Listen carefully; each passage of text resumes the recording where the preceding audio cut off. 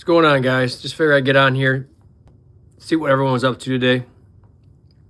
Just killing some time here towards the end of the day.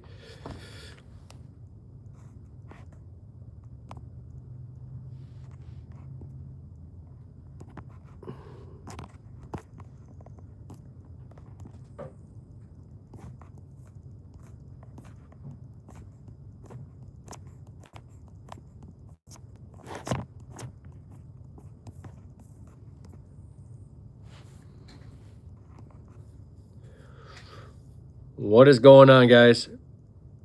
Sorry, we got it all fixed now. It was the green screen, whatever, behind me. But like I said, we're just jumping on here. This is nothing formal. Moo Talk is more of a spot for us to come on. We'll have different people on here and there. Yeah, it was a filter, man. It was a green screen thing. But Moo Talk, we have our Beyond the Backyard podcast. Moo Talk is more going to be just a chill thing. We'll have different people on here. We'll talk about hunting, fishing, but nothing formal. It's more of a time for us to interact with people in the comments, talk about different hunting tactics, fishing tactics, learn something. Maybe we learn from you, you learn from us. Just more of a loose platform to kind of just talk hunting, talk fishing, whatever it may be in the state of Michigan. Different topics maybe you want to discuss, whether it be regulations or, like I said, different fishing ideas. That's what we're here for. We're not know-it-alls. We're not professionals. We don't claim to be professionals in anything. I've learned a lot just from asking questions. Do I fish Lake Michigan? Time and time again. I don't. We used to have a nice boat. We sold it a couple years ago because of travel sports. We were always busy with travel softball, so we ended up getting rid of our boat. So we don't go on the big water much anymore. I live right near Lake Michigan, a couple miles away, right near Lake Charlevoix, up in Charlevoix County. But no, I'm right on Lake Michigan. We just don't make it out there very much anymore, especially, like I said, we don't have a boat. I do have buddies that have charter boats and stuff. It's the time, man. It's the travel sports and high school sports and all that fun stuff. Are you a big lake fisherman? Or are you a small lake, inland lake fisherman? What kind of fishing do you do?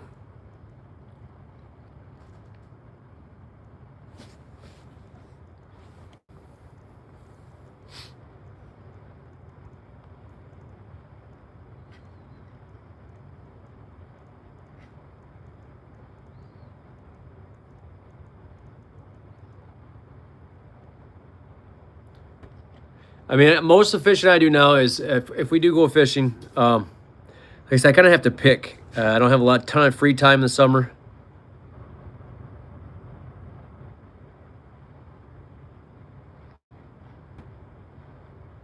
Yeah, you don't have to have a downrigger to catch salmon, especially in the fall. Yeah, a lot of the guys. Okay, so obviously, if you're going to go in the summertime where they're going to be deeper, yeah, you probably need maybe a downrigger to get down thermocline to catch them. But as far as in the fall when they start running up here, a lot of guys you can run dipsies. You don't have to get them. You don't have to get super deep come fall. But yeah, obviously in the summer you probably want a downrigger or something to get them down to that thermocline. And hey, small lake fishing, that's how I grew up, man. I grew up downstate in Berry County. Grew up basically just a lot of largemouth bass fishing, bluegill fishing, occasional perch fishing, pike fishing. It wasn't until I moved up here to northern lower Michigan, 2012, where I started to have a walleye fishing, stuff like that. It's a whole different type of fishing. Have you ever jigged salmon? No, I have not ever jigged for salmon. That would be fun, though. Over there in Torch Lake, which is probably 20 minutes from me, there's guys that will go out there and jig for Atlantic salmon, lake trout, stuff like that. Yeah, man, walleye fishing's fun. I know on Lake Charlevoix, it's not a really great walleye fishing lake. It's a very hit or miss lake. A lot of water to cover. They're either there or they're not. But yeah, I grew up doing a lot of pike fishing, a lot of bass fishing growing up, mostly largemouth. But up here, smallmouth is pretty sweet fishing up here. Lake Charlevoix, Mullet Lake, Burt Lake are some of the best bass fishing lakes in the country. Smallmouth bass fishing lakes in the country. Some monster bass up here. And then you get into Grand Traverse Bay. There's some monster bass in there. So some great fishing all around up here. What county are you in, Fisherman DZ9CD?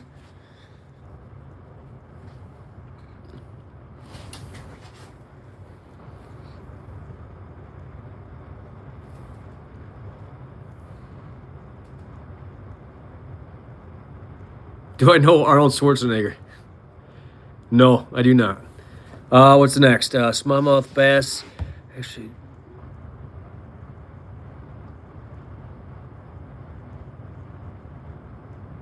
yeah. Smallmouth bass isn't bad. It's all about the water temp, right? I mean, you eat a largemouth bass. Mostly, you find them in your inland lake ponds, not ponds, but smaller lakes, dark water.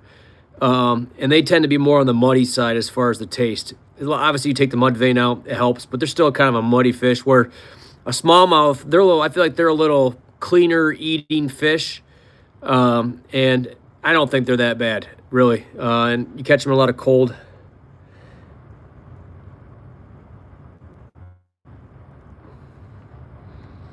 What's going on?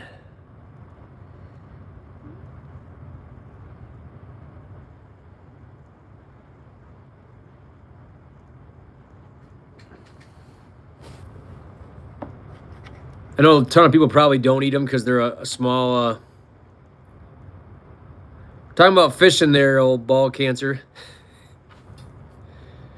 This is a Michigan Door Obsession is a hunting, fishing, trapping page, organization, whatever you want to call it.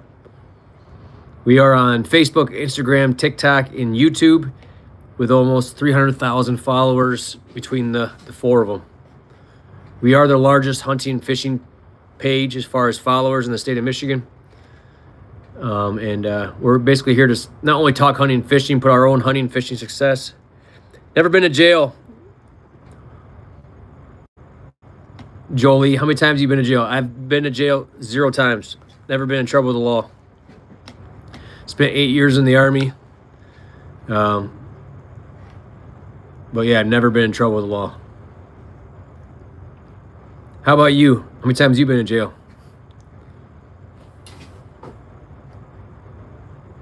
But anyways, like what I was saying is we do our own hunting, fishing videos. We do podcasts.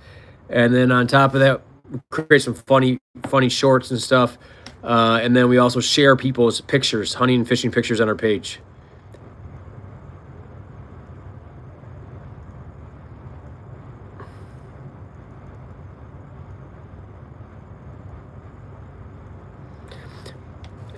Hey, none of them are bad, Jolie. Because here's the thing. Anybody that's willing to serve and give up their, sacrifice their life, their time, it's not even about their life, just their time, how much time it takes being in the service. Doesn't matter what branch you're in. No one is better than the other. I have respect for all of them, and because most people won't serve. We're the 1%. So I'll never hate on another branch of service. Hey, an Air Force man, I went to Army, but hey, Air Force, you get treated better, paid the same, if not more. Why would you not? I mean, like I said, I was in the Army, but I have no hate on the Air Force, man. When you get deployed to it, like when I was in Iraq, the Air Force guys, they got stipend because the living standards weren't up to their standards, so they actually got extra money in their check for that. So hey, no hate on them, man. You get paid the same and treated better.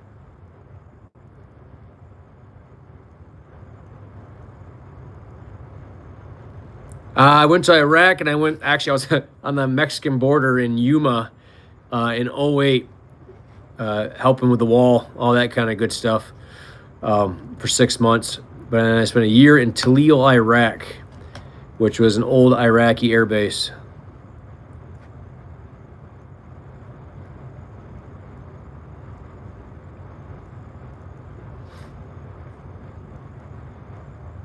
Bad things about people are treated after the war. So yeah, mostly Vietnam guys were treated bad for the war. Um, yeah, I still have my uniform. It hangs in my in our with the rest of my clothes, so I can give to my kids. Give to my kids someday.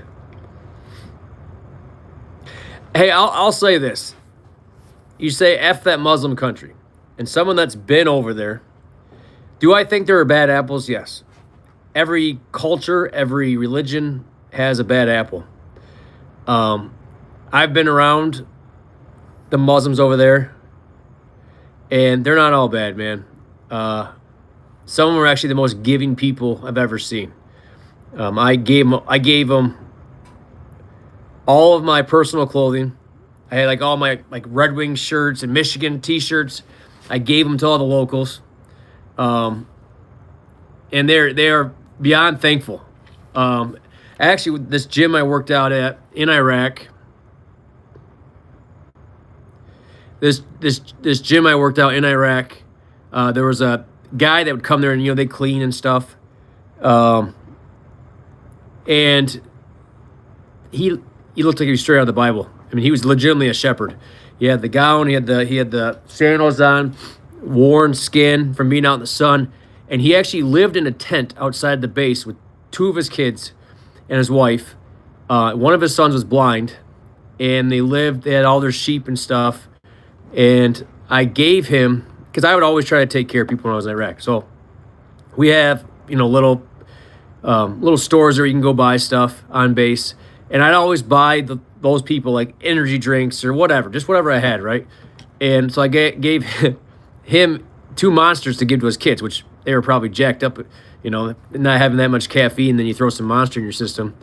And he brought me back the next day a bag of candy that he had bought at the store. Now, here's a guy that has nothing, who lives in a tent in temperatures that are up to 120 degrees during the day, maybe 85, 90 at night. And that guy was willing to give me something just because I gave him something. That says a lot. But yeah, they're not all bad people, man. Like I said, you can find a bad person in almost any religion, any culture.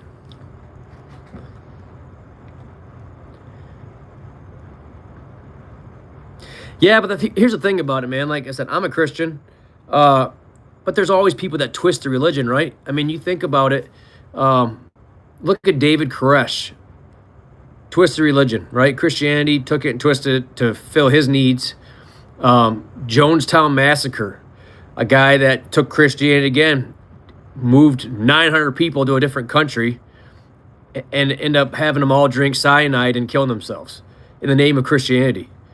So being a Christian, like I said, there's good Christians and bad Christians, and there's always been, and I don't like getting religion talk here, guys, but I think anything can be twisted, right? Like, so the Quran, there's people that live by it in one way, and then there's a whole different people that twist it into whatever fits their needs.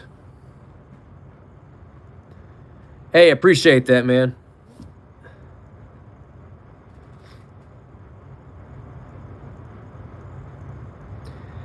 Hey, thanks a lot. I appreciate it for subscribing to the channel.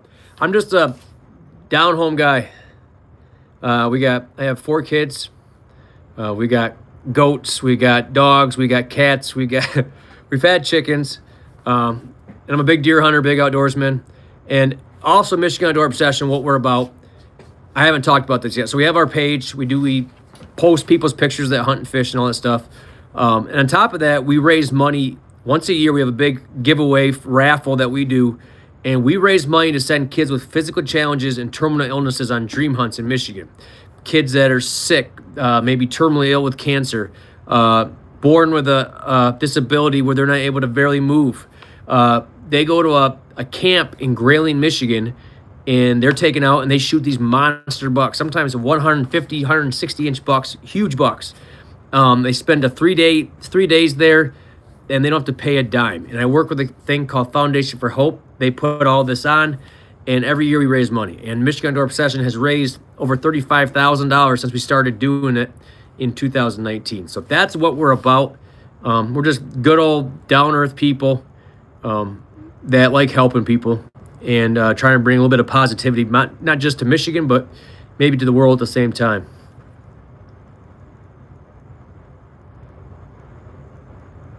Always, you gotta pray for the sick kids, man. Well, I don't have chickens now because so where we live, my neighbor, who's also my brother-in-law, um, has a bird dog, and bird dogs and chickens do not match. At our last house, we had chickens, and our bird dogs on a couple different occasions, bad timing, found their way out, and our chickens did not survive. So maybe we will get chickens down the road. We also have a lot of coyotes in our area up in northern lower Michigan here. So I don't know. It's just one more hassle. Like I said, we got kids sports, we got travel sports. We are always on the go.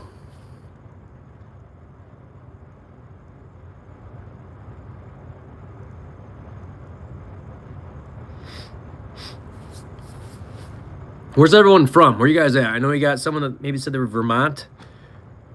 Where's everyone else from?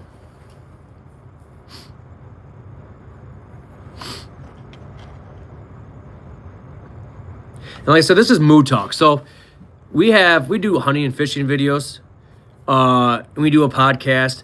This is more or less to be a thought where we can just talk about whatever, really. I mean, I don't want to get too much political. I don't like talking politics. I hate politics, to be honest with you, because none of them have our best interest at heart. I don't care what side of the aisle you fall on.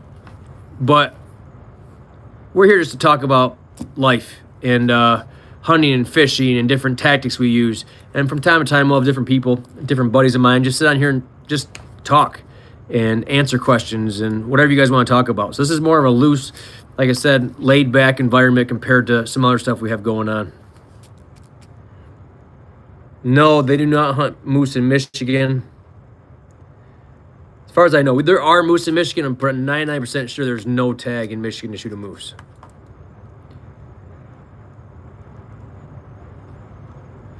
If you were arrested with no explanation, what would your friends and family assume you had done? I have no idea. I honestly can't even... I can't think of... like I said, I've never broken a law like that where I would ever get arrested, so I don't even know if they'd assume anything. But that's kind of like fishermen. That's kind of like you said, moose, good luck getting a tag. That's kind of like elk in Michigan.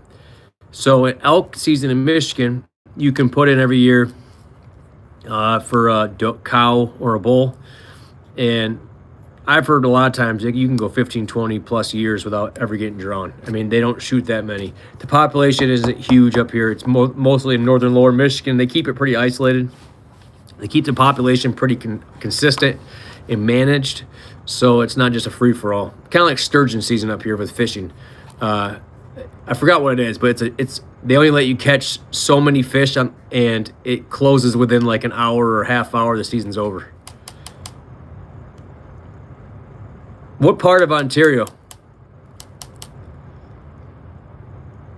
So you like Windsor? What part of Ontario are you in?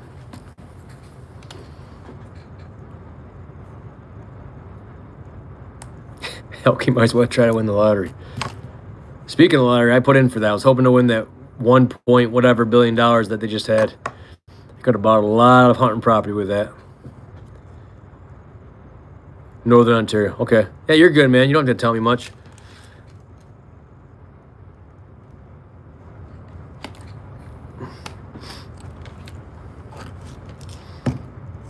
Yeah, Vermont would be a good place to live. Good skiing, snowboarding.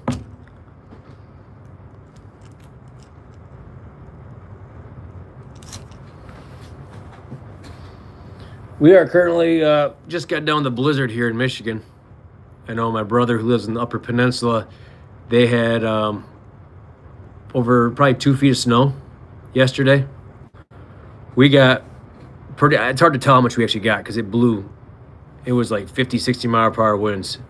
But we got a decent amount. I'd say over a foot. I'm already over winter. I'm a guy that grew up ice fishing. Loved ice fishing. At one point, I think I went 60 times in one winter. And now that I'm older and I got to work in the outdoors quite a bit, I honestly, I don't know. I just don't have the same love for it anymore. I'd rather be on a beach, honestly. I'm kind of over winter. I like summer and I like fall.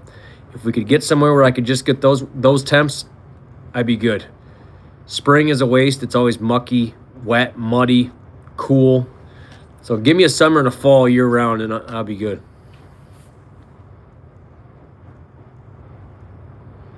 What's going on, guys? Welcome here. Like I said, it's nothing formal. We're just talking.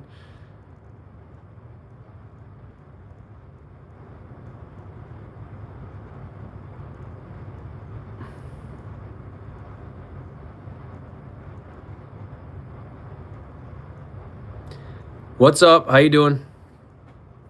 Welcome to Michigan Outdoor Obsession.